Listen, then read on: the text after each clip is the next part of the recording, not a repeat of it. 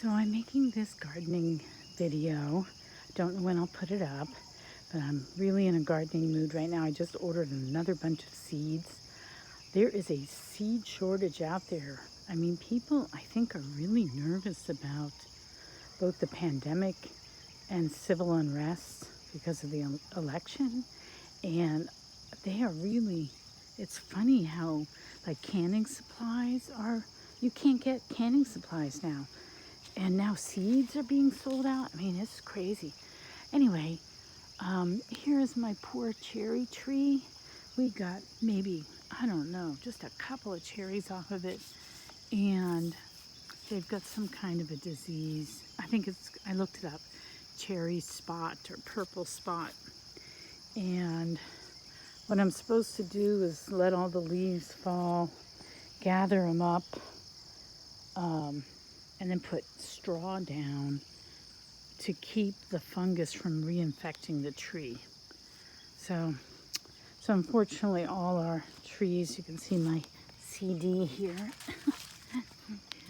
fell down. That's my, it's supposed to keep the birds away. I don't know how effective it is. Yeah, so the poor cherry trees.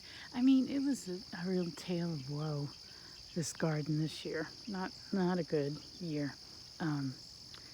So yeah, that's that. We didn't get much from our blueberries either.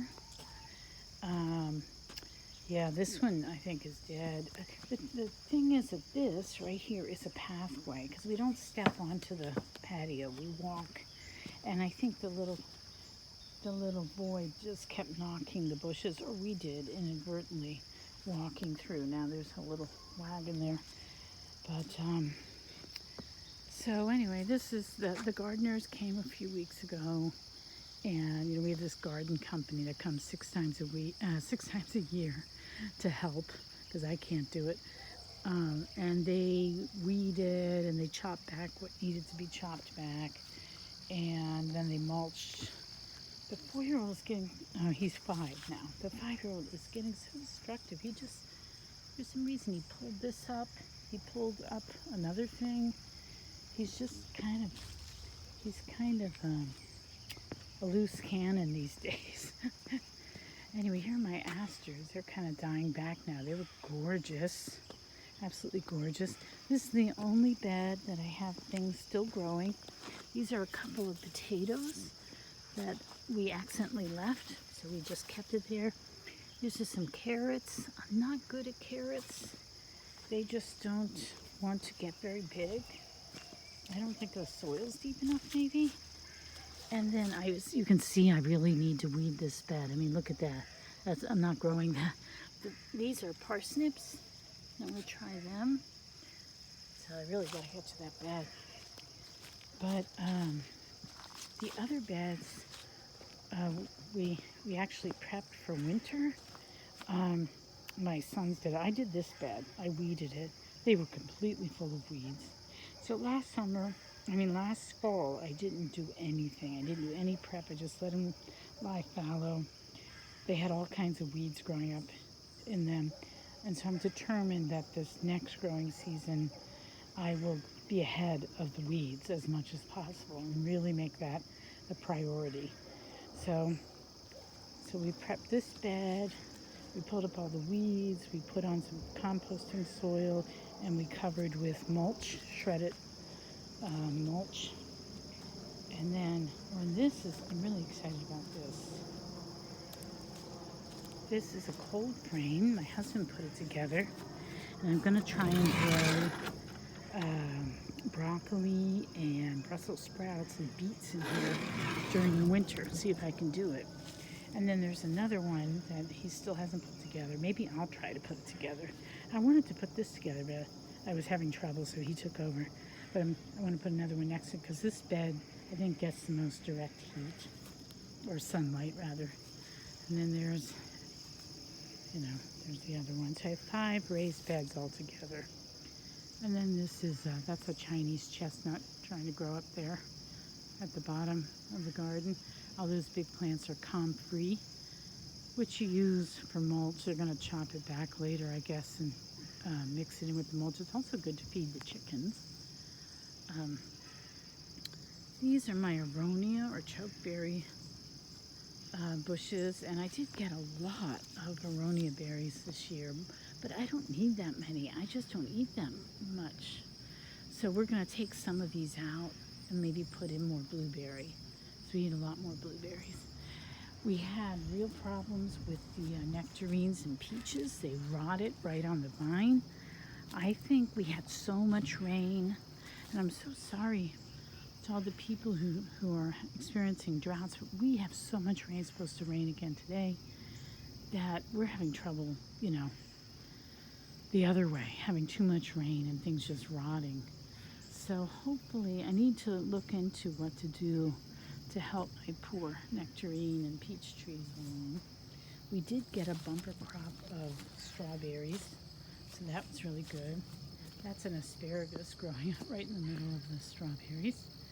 We had all these grasses planted here, and they were too happy. They grew huge and they were ugly and they took over everything. These are St. John's worts. You can see the last of the flowers. Over there are persimmons. Are they persimmons or pineapple guava also.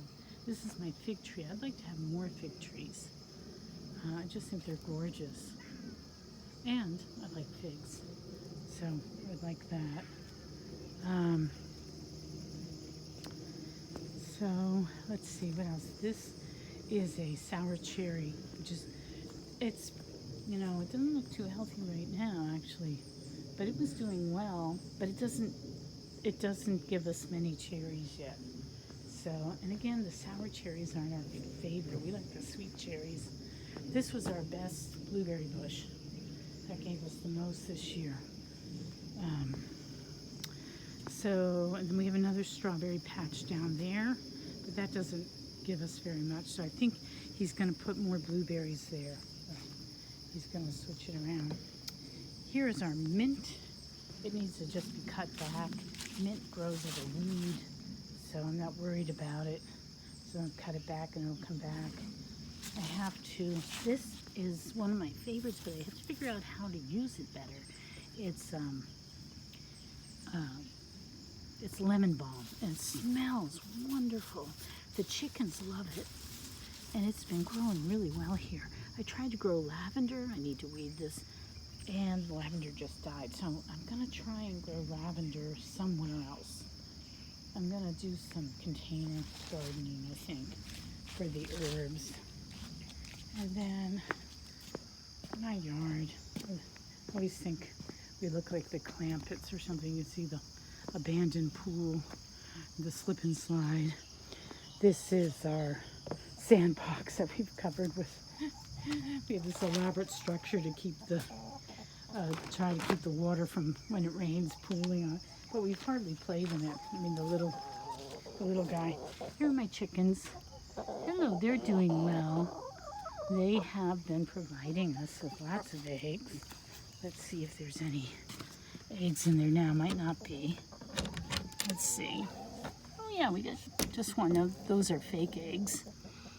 Just to give them an idea, they absolutely never lay anything in these nesting boxes. They just like this one, and that's the one that they all share.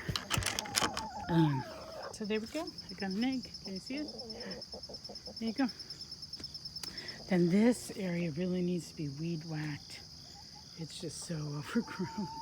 It kind of protects the chickens from I don't know, view, maybe from boxes and that sort of thing.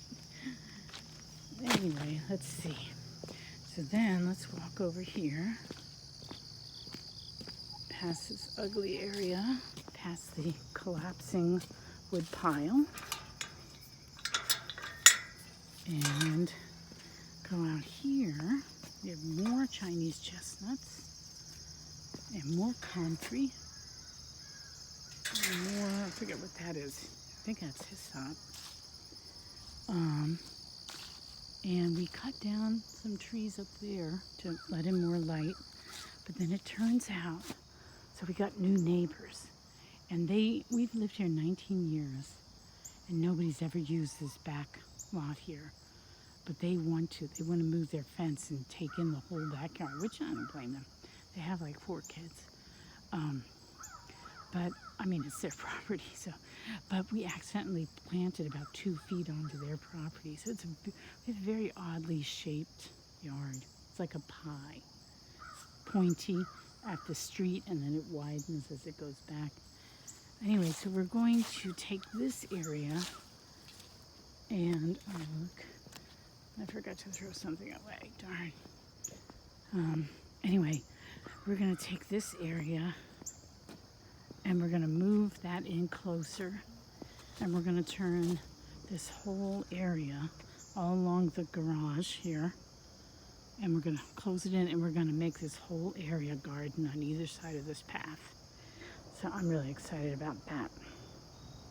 Anyway, this is a brief gardening update. I didn't even go to the other side of the house where the herbs and everything are. But anyway, that's my update for now. And I'll talk to you later. Bye.